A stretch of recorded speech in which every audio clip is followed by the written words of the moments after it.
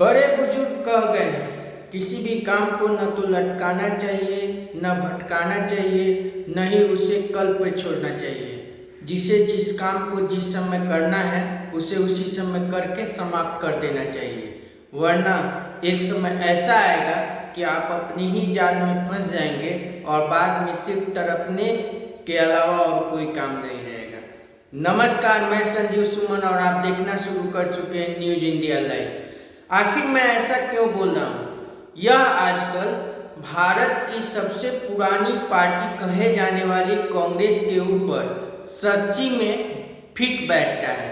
ऐसा इसलिए हो रहा है कि फिर से कांग्रेस पार्टी की जो स्थिति है उसे देखते हुए यही लग रहा है कि उनके हाथ से आने वाले समय में जो बचे खुचे राज्य हैं 2-3, उसमें से एक बड़ा राज्य फिर से जाने वाला है। जी हाँ, हम बात कर रहे हैं कर्नाटक की। आपकी जानकारी के लिए बता दें कि कर्नाटक में पिछले कुछ दिनों से ऐसे भूचाल मचे हुए हैं कि जिसकी आंच अब कांग्रेस पे दिखाई देने लगी है। और उसी पर जो मैंने आपको दोहा पढ़ के सुनाया वह बात कांग्रेस के ऊपर बिल्कुल फिट बैठ रही है। यह बात तब की है जब कर्नाटक चुनाव के बाद में कर्नाटक में कांग्रेस की सरकार आई थी, तो उस समय दो नेता, एक पूर्व चीफ मिनिस्टर सिद्धरमैया और एक थे उनके बड़े नेता जो उस समय प्रदेश अध्यक्ष थे DK शिव कुमार।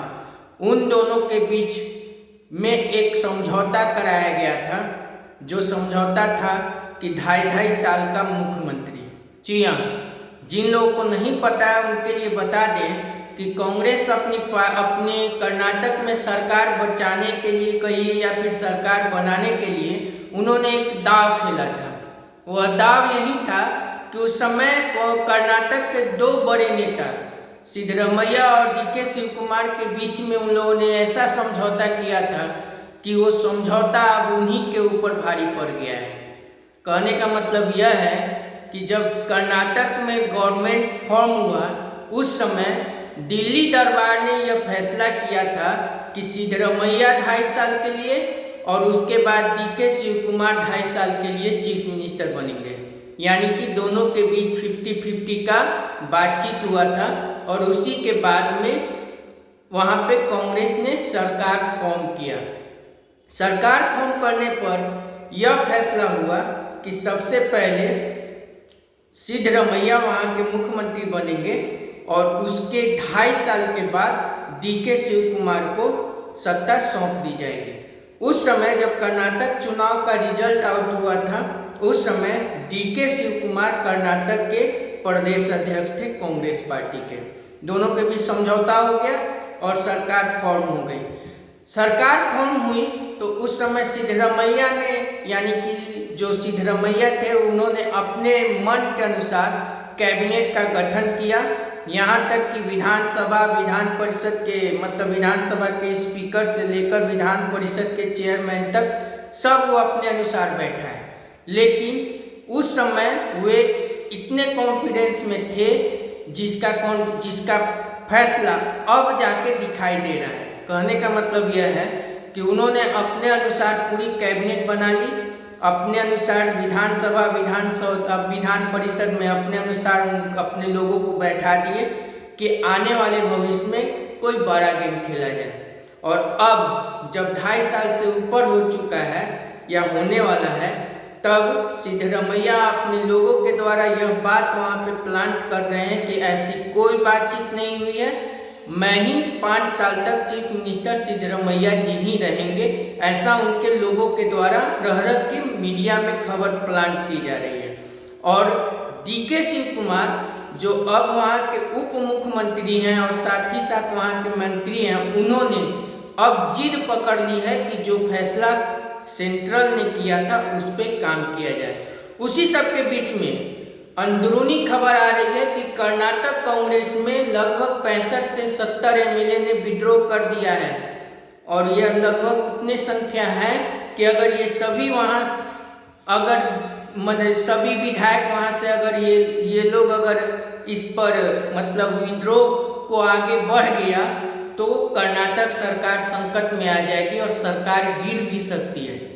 इसी सब को लेकर और वहाँ के हंगामा को लेकर और उसी बीच आरसीबी की जो ग्रैंड पार्टी रखा गया था, विनिंग पार्टी, और उसमें जो ग्रैंड पार्टी में और जो वहाँ पे जो परेड हुआ और उसमें जो भगदड़ मची, जिसमें लोगों की मौत हुई है, 11 से अधिक लोग मारे गए हैं और 70 से अधिक लोग घायल हैं, उन सब के बीच में अब वहाँ पे जो बातें पिछले कुछ दिनों से सुनग रही थी, अब वो अंतिम दौर में पहुँच गई है। कल रात को खुद डीके शिव कुमार दिल्ली आए हैं और वहाँ पे बैठ के वहाँ के जो दिल्ली दरबार के सभी बड़े लोग हैं, जो AICC यानी कि कांग्रेस के जो कांग्रेस के राष्ट्रीय अध्यक्ष हैं मल्लिकार्जुन खड़गे, या फिर जो कांग्रेस के पूर्व अध्यक्ष और अभी जो विपक्ष के नेता हैं राहुल गांधी, या फिर महासचिव वेणुगोपाल, फिर कांग्रेस प्रदेश जो अभी कर्नाटक के जो प्रदेश अध्यक्ष हैं सुब्रमण्यम, वो सभी के साथ अहम बैठक कल भी हुई। लेकिन कल सिर्फ उप मुख्यमंत्री थे, लेकिन अभी कुछ देर पहले यह खबर निकल कर आई है कि खुद मुख्यमंत्री सिद्धरमैया को भी दिल्ली तलब किया गया है और वह भी वहाँ पर है। और इन सभी लोगों के साथ यानी कि सभी लोग एक साथ बैठकर आपात बैठक चल रही है। इस बैठक से जो अंदरूनी खबर निकलकर सामने आ रही है, उसमें कांग्रेस के तरफ से यानी कि दिल्ली हाईकमान के तरफ से यह कहा गया है कि कर्नाटक में कुछ नेताओं, कुछ जो अभी मंत्री हैं, उनके परफॉर्मेंस को देखते हुए बदला जाए। और जो खबर निकलकर सामने आ रही है उसमें 8 से 10 बड़े कैबिनेट मंत्रियों के हटाने का फरमान जारी हुआ है, जो अंदरूनी रिपोर्ट है। साथ ही साथ यह भी कहा जा रहा है कि इन 8-10 के अलावा भी कुछ और मंत्री हैं उनको हटाया जाए और उन सब जो बाकी और मंत्री हटाए जाएंगे उन सबको जो संघ है यानी कि पार्टी के काम में लगाया जाएगा। साथ ही साथ अंदरूनी रिपोर्ट तो यह भी है कि विधानसभा अध्यक्ष यानी कि स्पीकर और विधान परिषद चेयरमैन को भी बदला जाए। अभी यह खबर नहीं निकल कर आ रही है कि सिर्फ स्पीकर और चेयरमैन है कि फिर स्पीकर के साथ साथ डिप्टी स्पीकर और विधानसभा के जो डिप्टी चेयरमैन है उनका भी नाम है। यह भी स्पष्ट नहीं हुआ है, लेकिन इतना खबर जरूर कंफर्म है कि स्पीकर विधानसभा के और विधान परिषद के चेयरमैन तक को बदलने की बात कही जा रही है। कुल मिलाकर देखा जाए तो कांग्रेस पार्टी अपने ही बुने जाल में फंसता हुआ दिखाई दे रहा है। और खबर तो यह भी है कि डीके शिव कुमार की अंदरूनी बातचीत बीजेपी के साथ भी हो रही है और आरसीबी का जो भगदड़ कांड है वो भी कांग्रेस के लिए अब भारी होता हुआ दिखाई दे रहा है, क्योंकि आरसीबी की मैनेजमेंट हाई कोर्ट में कर्नाटक सरकार के विरुद्ध ही सबूत लेकर आई है, जिसमें यह बताया जा रहा है कि इस भगदड़ में आरसीबी मैनेजमेंट का कोई हाथ नहीं है। कर्नाटक सरकार की जल्दबाजी के चलते यह बड़ा बखेड़ा खड़ा हुआ और ये बड़ा हादसा हुआ। लेकिन कर्नाटक सरकार अपने को पाक साफ करने के लिए आरसीबी को बलि का बकरा बना रही है और उनके लोगों को यानी उनके अधिकारियों को गिरफ्तार करके उन पर ऊपर सारे मामला डालने की कोशिश में लगे हुए हैं। खबर तो यह भी है कि आरसीबी की ग्रैंड ओपनिंग पार्टी के लिए जो सबसे बड़ा कारण है उसमें खुद मुख्यमंत्री सिद्धरमैया का नाम भी आ रहा है। इन सब बातों को देखकर तो यही लग रहा है कि कर्नाटक सरकार फिर मुसीबत में आ चुकी है और कांग्रेस की सबसे बड़ी बात यही है कि फिर से कांग्रेस डूबता हुआ दिखाई दे रहा है और कांग्रेस की कर्नाटक से सरकार जाते हुए दिखाई दे रही है।